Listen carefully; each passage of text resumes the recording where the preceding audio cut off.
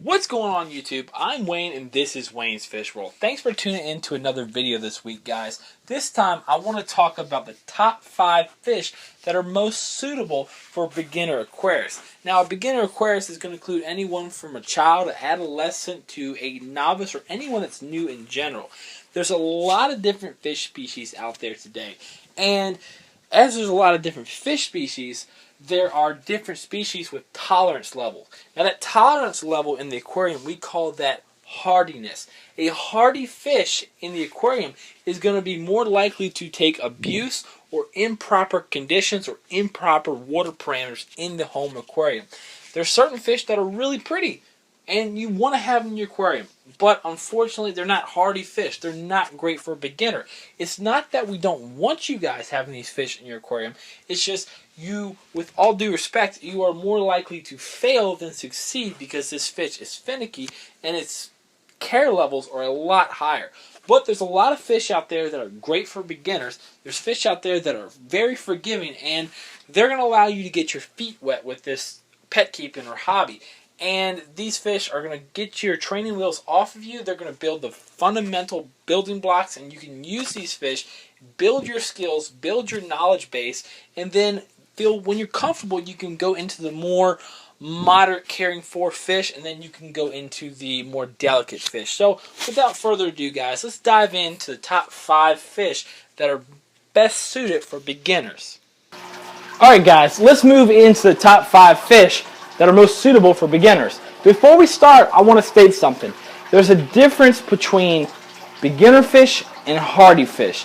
What I classify a beginner fish is a fish that is suitable for beginners and that is also extremely hardy. Those two elements combined is what makes something good for a beginner.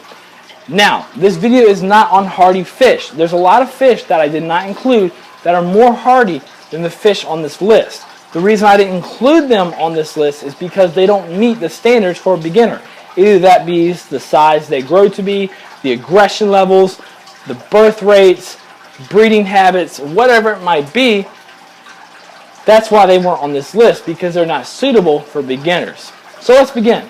Number 5. Number 5 is the white cloud minnow.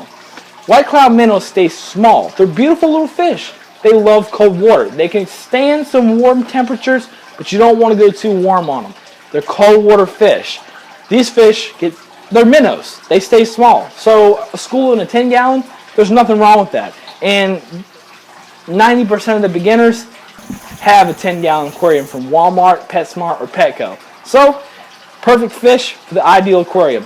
Throw some good filtration on there, throw an air stone on there, a light, you're good to go.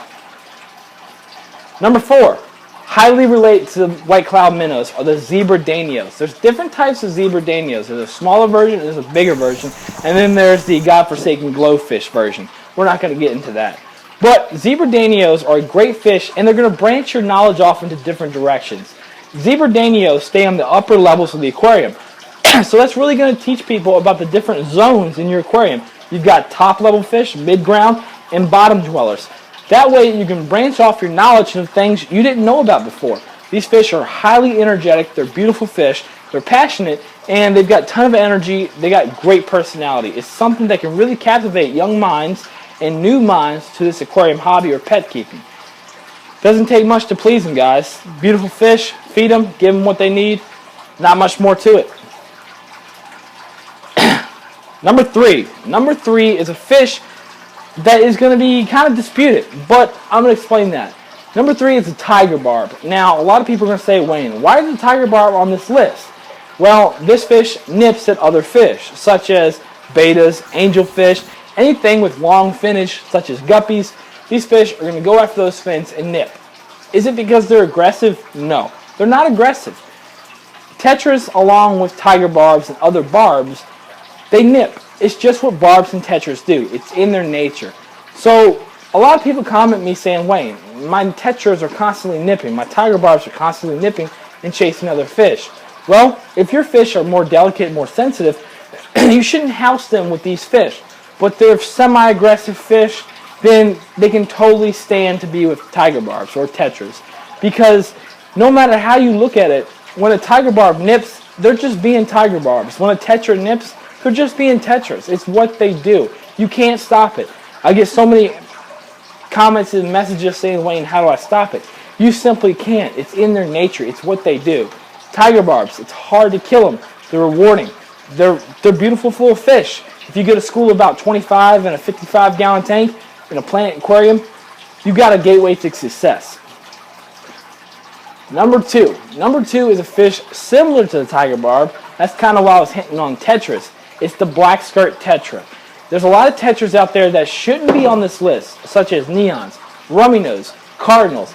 These Tetras are more sensitive. They're going to be not recommended for the beginner. And generally speaking, the bigger Tetras are more suitable for beginners. Why is that? I don't know. I didn't design these fish. But black skirt Tetras, they are almost bulletproof. They're hardy fish. They don't care what you throw at them. You should provide the needs for these fish, but they're more forgiving to mistakes. So black skirt Tetras, just like tiger barbs, they might nip at other fish, but they're a hardy fish. They're great for beginners. Number one, guys, you guys probably guessed it. And the same way with the tiger barb and the black skirt tetra, I'm probably going to get mixed feelings on this. And either way you look at it, I'm going on the facts. I'm not going on what's right or wrong. This video isn't titled what's right or wrong for aquarium fish. This video is simply stating what are the most suitable fish for beginners. And when we're looking at the facts, you can't argue it. And number one is the beta. A lot of people out there say, Wayne, a beta shouldn't go in anything less than a 10-gallon tank with a heater, with proper filtration for beta since they're poor swimmers, and so on and so forth. Some people will argue betas shouldn't go anything less than a 20-gallon. Other people on the opposite side of the spectrum say betas shouldn't go on anything less than a 5-gallon aquarium, anything more than a 5-gallon aquarium because they don't swim much. Let me state this. No two fish are the same. I've had betas in the past that stayed in the corner. I had beta in the past that took up my entire 125. All he did all day was make laps. It comes down to the individual species. Long story short, in the wild, betas take up I think it was a 3-meter space squared. So basically you got a 9-foot by 9-foot box, which is beta's territory. The beta's territory is also heavily dense planet. There's nothing but vegetation everywhere. So even though someone crosses their territory, it's more likely to escape because of this dense vegetation. Betas should be treated properly. I agree with that wholeheartedly. I don't believe anyone should put a beta in a cup. That's wrong. But, like I said, this video is not for what's wrong and what's right. This video is on hardy fish that are suitable for beginners. And unfortunately, as beautiful as they are, the beta meets that standard. And I apologize, I'm losing my voice. But betas, they're beautiful, they're rewarding. You should give them the demands that they require. You should provide for your fish and any other livestock you keep. But number one is wholeheartedly the beta. Hold up. I got a number 0. You're probably thinking, a number 0, what the hell? Well, it's not a fish. That's why it's number 0. It's actually an invertebrate. And ironically enough, it's not freshwater, it's saltwater. The chocolate chip starfish is by far the most sturdiest fish, coral, plant, invertebrate, whatever you want to classify it is. It is the most bulletproof thing I've ever seen in aquariums. I had one in the past, and this fish is just a monster. You don't want to have these fish in coral reef tanks, guys. These fish will eat your corals. But chocolate chip starfish are hard, almost impossible to kill. My local fish store owner, Tom, was telling me a story where he had a tank heater crash. The heater was pumping the aquarium to 500 degrees. Electricity was surging everywhere. All the other fish, all the other corals, all the other invertebrates dropped dead. I mean, who wouldn't? But that one chocolate chip starfish didn't even phase. He took him out, put him in another tank, eventually sold it to some other guy. Chocolate chip starfish, if you got a Fowler tank and don't plan on having corals, I highly recommend getting one.